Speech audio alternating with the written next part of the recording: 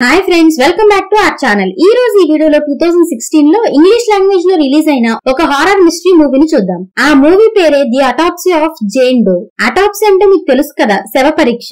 ఈ మూవీలో horror element అయితే అద్దరిపోతుంది. అందుకే ఎక్కడ మిస్ చేయకుండా ఎండ్ వరకు చూడండి. ఇలాగే మరికొన్ని వీడియోస్ ని చూడాలి అనుకుంటే మన ఛానల్ ని సబ్స్క్రైబ్ చేసుకుని ఫాలో అవుతూ ఉండండి. Now let's start our video.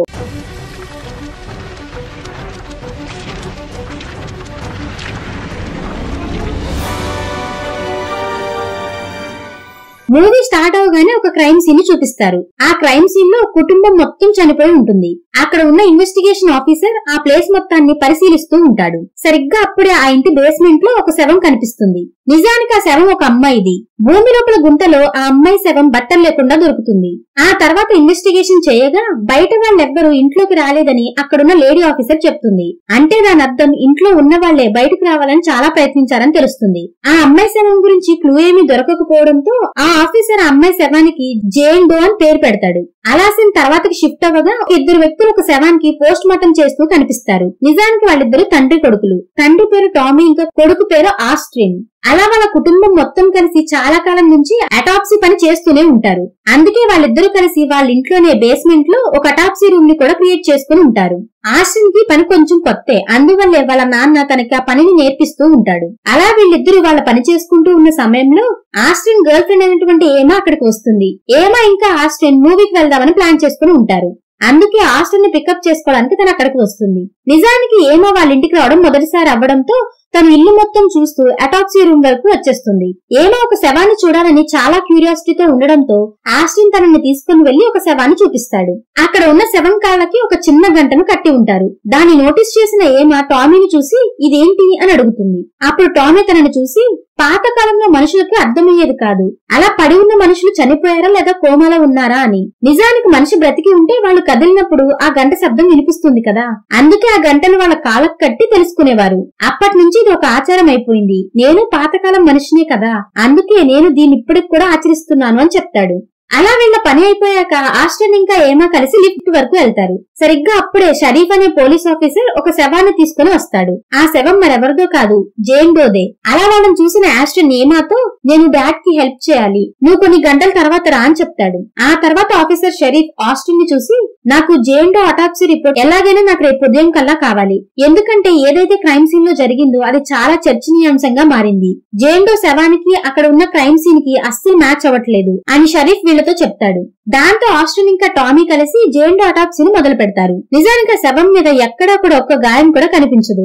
ఆ తర్వాత వాళ్ళు ఆ శవం కళ్ళు చెక్ చేయగా అవి గ్రే కలర్ లో ఉంటాయి. నిజానికి మనిషి చనిపోయి చాలా సంవత్సరాలు అయితేనే ఆ కళ్ళు గ్రేగా మారతాయని టామీ ఆస్ట్రిన్ తో చెప్తాడు. అంతేకాదు ఆ శవం కాలి ఎముకలు కూడా విరిగిపోవడం నోటీస్ చేస్తారు. ఇంకా నాలుగు కూడా కట్టయిపోయి ఉంటుంది. మరో పక్క నడుము కూడా నార్మల్ పీపుల్ కంటే చాలా సన్నగా ఉంటుంది. అమ్మాయిల నడుము ఇంత సన్నగా ఉండడం టామీ ఇప్పటి వరకు ఎప్పుడు చూడలేదు. నిజానికి తను ఒక టైట్ డ్రెస్ వేసుకుని ఉండడం వల్ల తన నడుము చాలా సన్నగా అయిపోయి ఉంటుంది. ఆ అమ్మాయి ఎటర్నల్ పార్ట్స్ చెక్ చేయాలి అని వాటిని కట్ చేయడానికి నైఫ్ ని తీసుకుంటాడు. తను నైఫ్ తీసుకున్న వెంటనే అక్కడ లైట్స్ కొట్టుకుంటూ ఉంటాయి. అంతేకాదు అక్కడ పక్కనే పెట్టి ఉన్న రేడియో దానంతట అదే ఆన్ అయ్యి ఒక ఫ్రీక్వెన్సీలోకి వెళ్లి ఒక పాట ఏదో మోగుతూ ఉంటుంది. కానీ వీళ్ళిద్దరూ దాన్ని ఇగ్నోర్ చేసి ఆ శవాన్ని కట్ చేస్తారు. అప్పుడు ఆ అమ్మాయి లంగ్స్ కాలిపోయి ఉండడాన్ని చూస్తారు. వీళ్ళు శరీరం లోపల చాలా కట్స్ ఉంటాయి, కానీ పైన మాత్రం ఒక్క కట్ కూడా వీళ్ళకి కనిపించదు. ఇది మొత్తం వాళ్ళకి చాలా కన్ఫ్యూజింగ్ గా అనిపిస్తుంది. సరిగ్గా అప్పుడే వీళ్ళకి బయట నుంచి ఏదో శబ్దం వినిపిస్తుంది. దాంతో వీళ్ళు బయటికి వెళ్లి చూడగా అక్కడ వాళ్ళ పెంపుడు పిల్లి చనిపోయి కనిపిస్తుంది. అది చూసిన టామీ చాలా బాధపడతాడు, ఎందుకంటే ఆ పిల్లి టామీ భార్య చివరి జ్ఞాపకం. అలా కాసేపటి తర్వాత వీళ్ళు మళ్లీ నార్మల్ అయ్యి అటాప్సీ చేయడం మొదలు పెడతారు. అలా లోతుగా కటింగ్ చేసిన తర్వాత ఆ శరీరంలో వాళ్ళకి జిమ్సన్ వీడ్ పేరు గల ఒక ఫ్లవర్ దొరుకుతుంది. ఇది నిజానికి చాలా విషపూరితమైన పువ్వు. నిజానికి ఆ పువ్వు తింటే శరీరం మొత్తం ప్యారలైజ్ అవుతుంది. మరో పక్క సరిగ్గా అప్పుడే ఒక పెద్ద తుఫాను వస్తుంది అని ఆ రేడియోలో చెప్తారు. ఆస్ట్రిన్ కి ఇది మొత్తం చాలా విచిత్రంగా అనిపిస్తూ ఉంటుంది. అందుకే ఆస్ట్రిన్ టామీని చూసి మనం మిగిలిన అటాప్సీని రేపు చేద్దాం అని అనగా టామీ మాత్రం తన మాట వినకుండా అటాప్సీ చేయడం కంటిన్యూ చేస్తూ ఉంటాడు. సరిగ్గా అప్పుడే ఆ శవంలో ఒక క్లాత్ ముక్క కనిపిస్తుంది. అందులోనే వీళ్ళకి మిస్సింగ్ టీత్ కూడా దొరుకుతుంది. ఆ గుడ్డలో ఒక రకమైన ఆర్ట్ ఉంటుంది. నిజానికి జేన్ డో ఇంటర్నల్ స్కిన్ మీద కూడా అట్లాంటి ఆర్టే ఉంటుంది. ఇది చూశాక వాళ్ళకి మైండ్ బ్లాక్ అయిపోతుంది. ఆ తర్వాత మళ్ళీ రేడియోలో అదే సాంగ్ ప్లే అవుతూ ఉంటుంది. అంతేకాదు అక్కడ లైట్స్ మొత్తం పగిలిపోయి ఆఫ్ అయిపోతాయి. వాళ్ళు భయపడిపోయి అక్కడి నుంచి వెళ్లిపోవాలని అనుకోగా లిఫ్ట్ పనిచేయడం ఆగిపోతుంది. అంతేకాదు చెట్టు గేట్లు విరిగి పడిపోతాయి, డోర్స్ అన్ని జామ్ అయిపోతాయి, ఫోన్ నెట్వర్క్ కూడా పనిచేయదు. దాంతో వాళ్ళు భయపడిపోయి గదిలోకి వెళ్లి అక్కడ ల్యాండ్ లైన్ నుంచి షరీఫ్ కి ఫోన్ చేస్తారు. కాల్ అయితే కనెక్ట్ అవుతుంది గానీ నెట్వర్క్ వీక్ గా ఉండడం వల్ల మాట సరిగ్గా వినిపించదు. దాంతో వీళ్ళిద్దరూ కలిసి జేన్ డో గురించి మాట్లాడుకుంటూ ఉండగా సడన్ గా ఏదో ఒక వస్తువు తమపై దాడి చేయడానికి వస్తుంది. అందులో భాగంగానే టామీకి దెబ్బ తగులుతుంది. ఎప్పుడైతే జేన్ డో శరీరం ఇక్కడికి వచ్చిందో అప్పటి నుంచి ఇదంతా జరగడం మొదలైంది అని వీళ్ళిద్దరికి అర్థమవుతుంది. అంతేకాదు ఆ శవంలో దొరికిన ప్రతి వస్తువుని చూస్తే అది సింపుల్ డెడ్ బాడీ లాగా అనిపించదు. దాంతో వీళ్ళిద్దరూ ఆ శవాన్ని కాల్చాలని ఆలోచిస్తూ ఉంటారు. దాంతో వాళ్ళు అటాప్సీ గదిలోకి వెళ్లి చూస్తే అక్కడ జేన్ డో శవం తప్ప మిగిలిన శవాలు మొత్తం మాయమైపోయి కనిపిస్తాయి. ఇది చూసిన వాళ్ళు చాలా భయపడిపోతారు. అయినా కూడా జేన్ డో శరీరాన్ని పెట్రోల్ పోసి కాల్చేద్దాం అనుకుంటారు. అలా జేన్ డో శవానికి నిప్పు అంటిస్తారు. కానీ ఆ నిప్పు గదిలో మొత్తానికి అంటుకుంటుంది. దాంతో వీళ్లే ఆ మంటని ఆర్పేస్తారు. అలా మంట ఆర్పేసిన తర్వాత ఆ శవాన్ని చూడగా అక్కడ కొంచెం కూడా కాలినట్టు కనిపించదు. ఆ శవం మొత్తం చాలా క్లీన్ గా ఉంటుంది. సరిగ్గా అదే సమయంలో లిఫ్ట్ పనిచేస్తున్న శబ్దం వినిపిస్తుంది. దాంతో వీళ్ళిద్దరూ వెంటనే లిఫ్ట్ లోకి వెళ్లిపోదాం అనుకోగా లిఫ్ట్ ఆగిపోతుంది. అంతేకాదు వీళ్ళు శవాల కాళ్ళకి కట్టిన గంటలు మోగడం వినిపిస్తుంది. అది ఉన్న టామీ భయపడి ఒక పెద్ద కత్తి తీసుకుని ఆ శబ్దం వస్తున్న ప్రాంతానికి వెళ్తాడు. అలా వాళ్ళు లిఫ్ట్ నుంచి బయటకు వచ్చి చూసేసరికి అక్కడ ఒక శవం కనిపిస్తుంది. అది మరెవరిదో కాదు, ఆస్ట్రియన్ గర్ల్ ఫ్రెండ్ అయినటువంటి ఏమాది. నిజానికి తను ఆస్ట్రియన్ ని మళ్లీ సినిమాకి తీసుకువెళ్ళడానికి వస్తుంది. కానీ అక్కడ జరుగుతున్న చాలా అన్యాచురల్ థింగ్స్ వల్ల తను చనిపోతుంది. దాంతో ఆస్ట్రియన్ తనను చూసి చాలా బాధపడతాడు.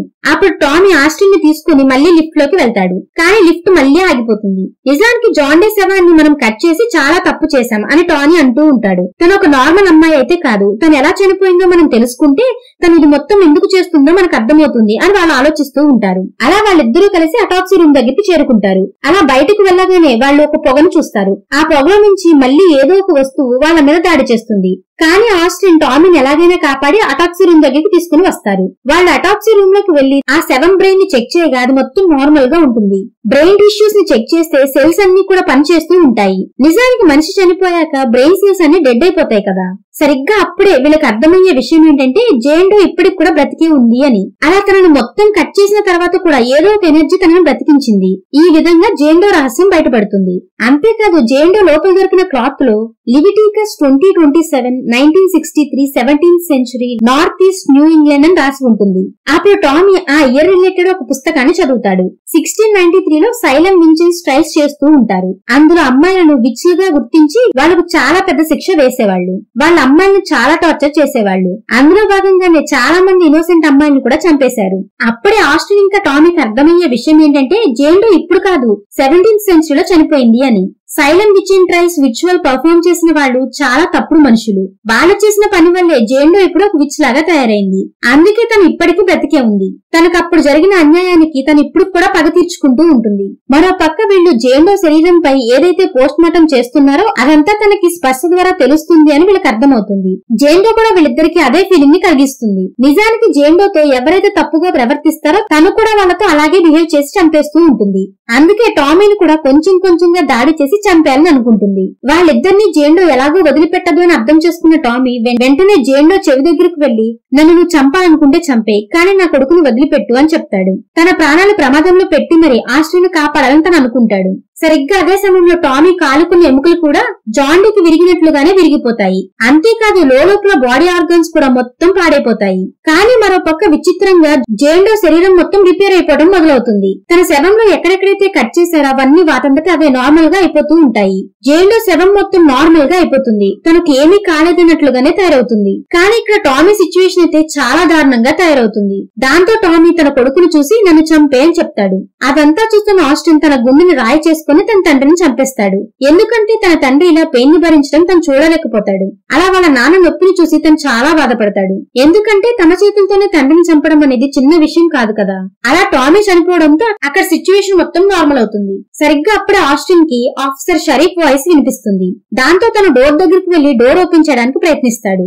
అప్పుడే ఆఫీసర్ షరీఫ్ రేడియోలో ఇంతకు ముందు ప్లే అయిన పాటే పాడుతూ ఉంటాడు.